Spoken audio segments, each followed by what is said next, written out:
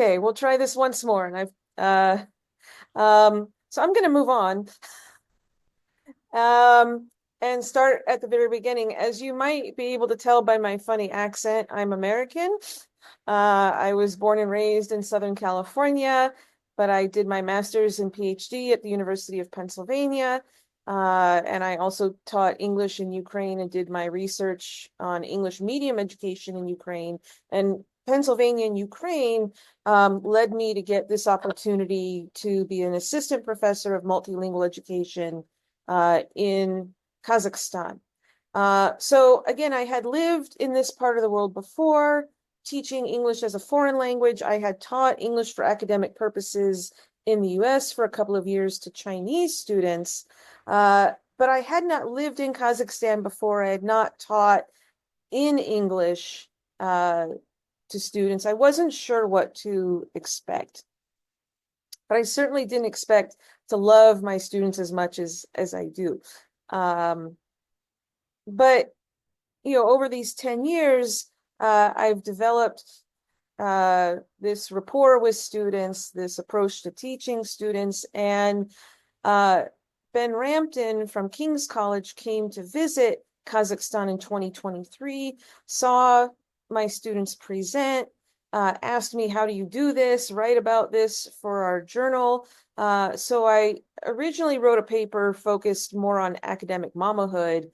And then Ben said, well, can we talk about mamahood in a world where we have to decolonize academic literacies? Is that infantilizing or another form of colonialism? And that's when I came around to the Carreño pedagogy's lens, which I'll talk about in a moment. And it was this paper that drew the attention of Balaeb and led Balaeb to invite me to speak today. But they said, well, focus on academic literacies, not social justice. I said, but I have to focus on social justice. Like, the whole point is to be caring and nurturing to promote social justice. And again, this other layer of it can't be infantilizing or recolonizing. And so that's when the social justice SIG agreed to join, and they were interested in my references in the paper to ratiolinguistics. And in our preparatory conversation, we came up with the unusual plan to really synthesize myself and kind of reconcile the successes that I talk about in academic literacies teaching with an awareness of how my practices can be viewed through a ratiolinguistics lens. So that's the basic goal today, is to talk about my journey as a professor with my students from these two perspectives that are connected. And I want to emphasize, I'm only one professor. It's only my journey, which is why I encouraged my colleagues and my students to join the call today, because they're also very adept at teaching in different ways academic literacies, and they can comment more on the impact of what I do, as I said, as kind of a member check or fact check. As I'll explain in a moment with the methods, I tried not to burden students too much with co-authoring or collaborating with me, because I didn't want them to feel compelled to tell the story as a success or burden them with extra writing. So that's where this is coming from. So I want to spend a few minutes unpacking my theoretical lenses, my two theoretical lenses. As I said, I first started with the notion of academic mamahood. And in the photo, this was a recent birthday gift from two former students. It's roses and a uh, uh, uh, travel mug with the NU logo, and it's inscribed with the words in English, academic mother, on it. And I think this was a name that I gave myself in 2016, because I talked to students about my advisor as their academic grandmother, and then I started calling my graduate to her parents. I said she's my academic daughter, akademicheskaya dochka, and then I started calling myself academic mama, and somehow the name caught on. There was uptake. So it's a term I use for myself, and it's a term that students and graduates still use for me. I mean, some of them call me mommy, some of them call me Dr. Muti if they speak German, but there is an embodiment of this term and a practice behind it. And again, in reflecting on how this can be a decolonizing strategy and looking at pedagogy of caring, I found more recent literature around a Spanish word, cariño, which I know from my learning of Spanish means caring, but in the literature more deeply, it means both deep affection and respect for students. And these scholars identify Carino pedagogies as a way to engage marginalized students in learning through creating an emotionally supportive environment and as a means to empower students and decolonize academic literacy development. So how does this connect to Kazakhstan? I'm not saying my students are marginalized. Within the country, I would say they're the cream of the crop. They are students who have access to resources to learn English well enough and other skills that they get accepted to our very selective, very well-funded program. But in the greater scheme of things, Kazakhstan, historically, academically, has been on the periphery in English language knowledge production compared to the UK, the US, although our university just made the Times Higher Education, or our school rather, made the Times Higher Education top 200. So that is changing. But at the same time, and for me, this is the more important point, is I, as a white American native speaker of English, could very easily come in and teach academic literacy in a way that is reproducing colonial or empiring framings. And so by caring about students and supporting them, I'm looking for ways to use that as a basis for helping students feel like they're empowered, especially given my experience in Ukraine and to some extent things I've seen in Kazakhstan where within the culture, people can be very critical and judgmental of language. If you make a mistake, you're very harshly criticized for it. And so some of this was also a means to counteract that. Okay. So how does that bridge to ratiolinguistic perspectives? Um, so the definition of ratiolinguistic perspectives, it includes what I call the conscious or unconscious commingling of language and race, or as Jonathan Rosa put it very clearly, looking like a language, sounding like a race. In other words, critiquing people on their language skills as deficit, but as a proxy for race, right? Someone wouldn't say, oh, this Spanish person is terrible, but someone might say, oh, this person, put the apostrophe on the wrong place in their contraction, and they might be more critical of someone who does that, who happens to be brown, than of someone who is white who makes the same mistake. And so even well-meaning white teachers like me who may care about students and who may think they're helping students by expecting them to produce a standard language variety, um, are actually, going to the second point, um, inhabiting the role of the white listening subject, who views speakers of color of different racial backgrounds, or even the same racial backgrounds, as having deficit approaches to language. In terms of my research methodology in the two books, or the article and the book chapter, the article is really an extensive narrative, which I supplemented with some literature, but also what I'm calling ad hoc document review. So I would write something and then I would look for supplemental evidence from emails, from the university website, from blogs I had written in the early years of teaching here. I've been teaching here since 2014, of Facebook posts, of Dropbox folders, and I reached out to students only to ask them, actually it was mostly alumni, only to ask them for permission to use certain materials in text. And I'll show one of these examples in the presentation. For the edited book chapter, I relied on what Johns calls reflexive narrative. So I wrote vignettes, then I revised them, then I interpreted them as data, then I connected them to broader theories like ratiolinguistics and positioning theory. Then I got feedback from reviewers, and then I produced the final product. In it, and that was for the perspectives on my earlier development of these perspectives. And in addition, I engaged in 6 months of journal writing where I was teaching my students and taking very detailed notes on what I was doing, but with an eye towards in what ways am I engaging in ratiolinguistic ideologies with my students.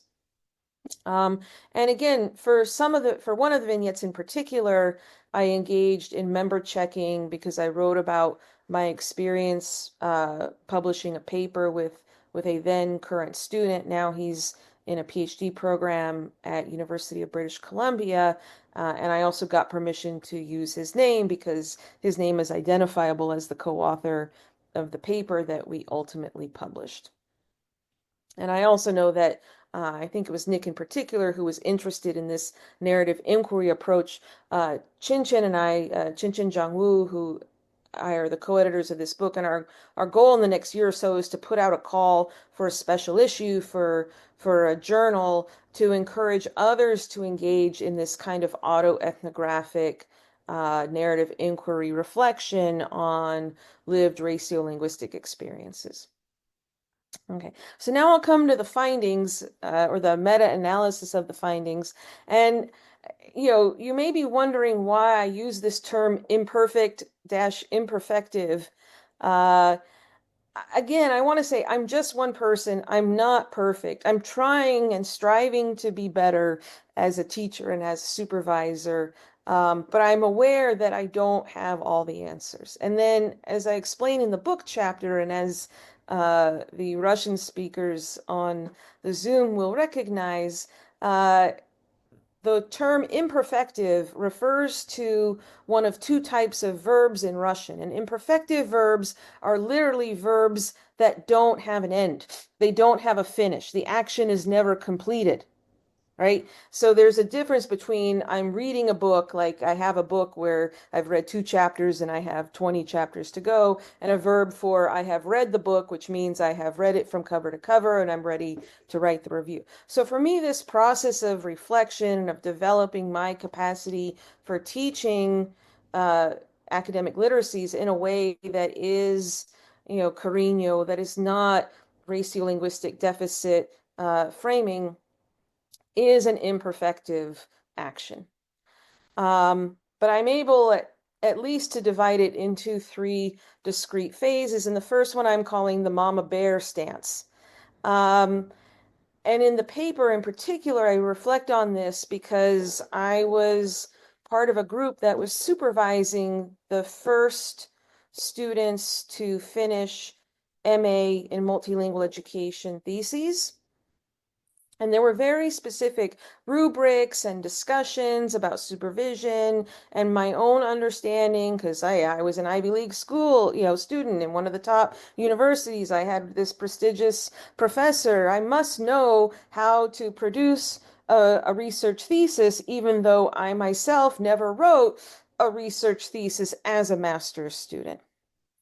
Um, but in the process, I was both trying to follow guidelines and norms and look for ways to remove obstacles to education, meaning I was very sensitive to the notion of being a gatekeeper, to the notion of being someone who says, no, you can't do this, you're not good enough, go sell French fries at McDonald's. I wanted to encourage students to believe and to be the best that they could be. But when it came to reconciling marks, because we have a double marking system that we got from the UK where we swap theses and the second marker comes with their score and I come with my score and we have to reconcile. As I write in the paper, I was defending the work of my students and my year of work with my supervisees to the point of being ready to metaphorically claw the eyes out of any faculty member who dared to suggest a lower mark for their work. Um, because whether it was a Kazakh or a Brit, I felt that they were racializing my students and treating them as deficit authors. And I was very defensive and very angry. And a couple of cases, I went to third markers and then fought the third marker and only partially won the battle, but definitely everyone walked away scarred. Um, and I know I should probably go to therapy for my anger issues, but the point is I try and channel my anger into being angry for others. But as you'll see shortly, that's not always the right move. Um, Over time, I moved from that stance though into tough love. And I talk about this in a couple of ways. One, culturally, although this has gotten somewhat better over time, but again, these early cohorts, there were students who were very much prone to procrastination. And they would just disappear. They would hide for months and not produce drafts the way one would expect at a university, the way one would expect of someone, might expect of someone who is developing a 20,000 word document in academic language, right? There's a lot of drafting, revision, feedback. There's a process, right, that I learned in grade school that students weren't accustomed to and weren't responding well to. And now looking back, I think a lot of this was anxiety about producing text. And had I been more aware of that and sensitive to that, we could have talked about that more rather than me insisting on deadlines and getting angry when they don't meet them. But the point is that I would literally threaten to bring out the hammer to push students to work. And then paradoxically, that approach worked. So this student who had her picture taken of me holding the hammer then memeified the photo and sent it to me as if to say, yes, I'm comfortable with this approach.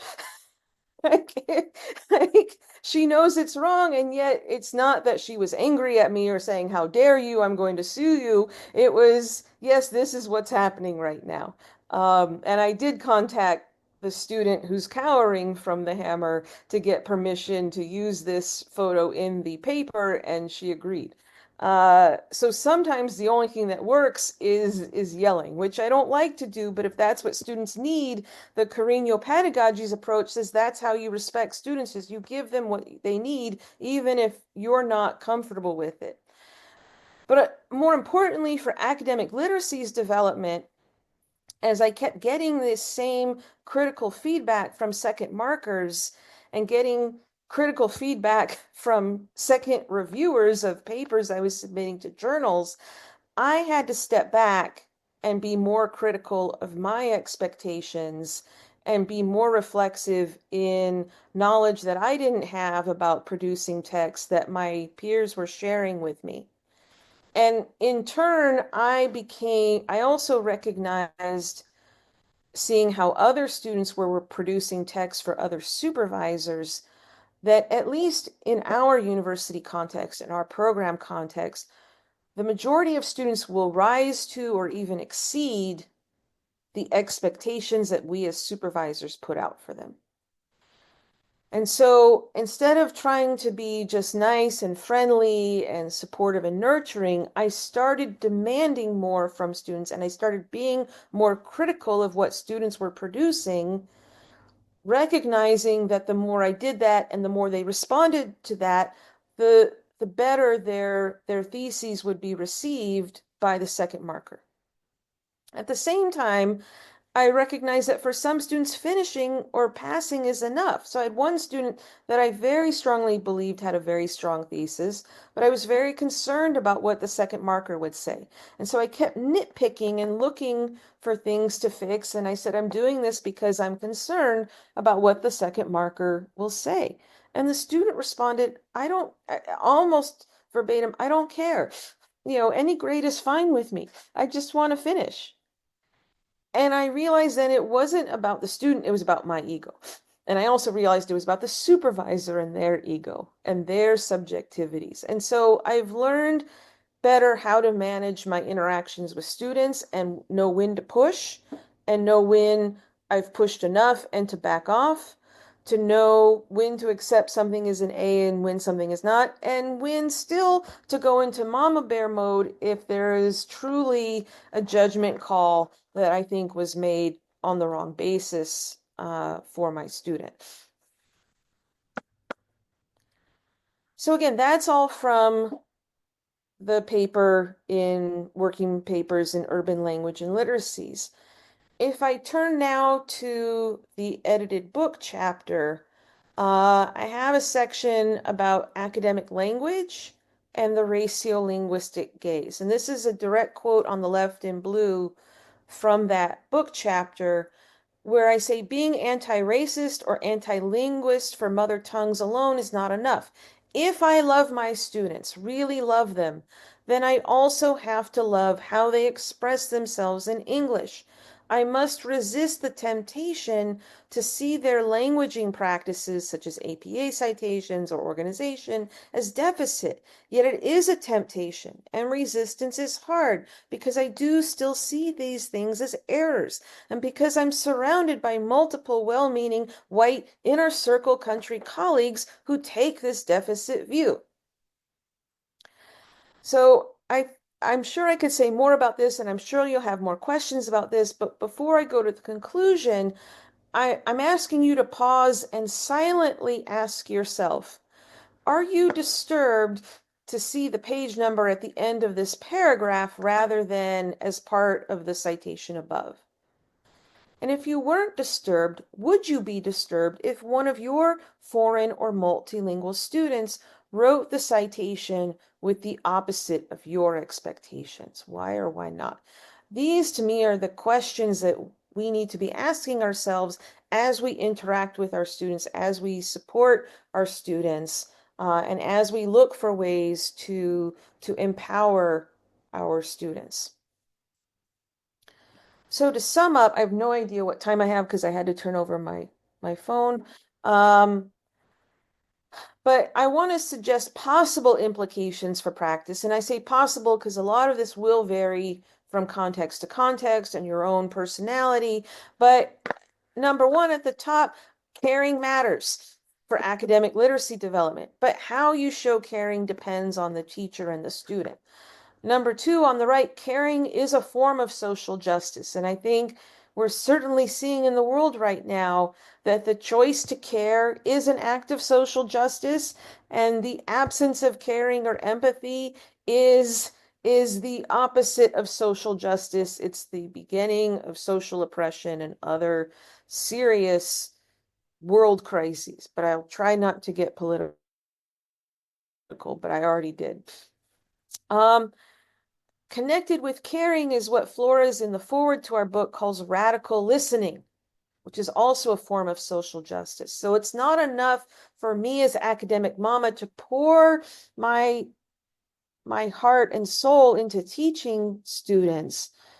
The best teaching happens, I believe, when I am listening to my students, listening to who they're telling me they are, listening to what they're telling me they need, and listening to the knowledge and understanding of language and education that they are producing. This is a form of social justice, and for me, it's part of the process of academic writing support and thesis supervision and co-authoring. Coming over to the left, presenting writing conventions matters. Sorry, that should say presenting writing. Yeah, I think that's the right grammar. Presenting writing conventions matters. We're not going to stop teaching grammar and structure altogether.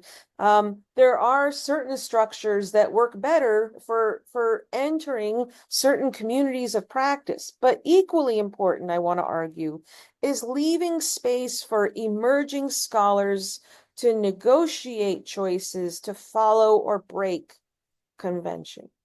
And then finally, as educators, as lecturers in English for academic purposes, raising awareness of one's own blind spots can help reshape future interactions with students. So one thing I say about the book chapter is in forcing myself, or not forcing myself, but slowly coming into the understanding of how I was separating language and race, and understanding why it's important to see the link between the two, I could start to excavate some of my previous beliefs about language that were connected to race.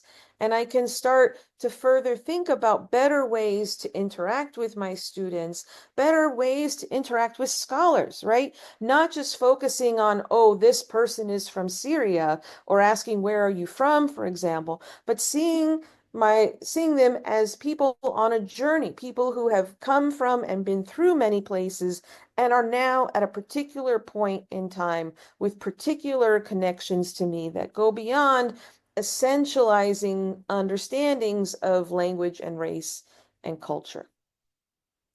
So, with that, I say thank you for listening, and I look forward to continuing the conversation.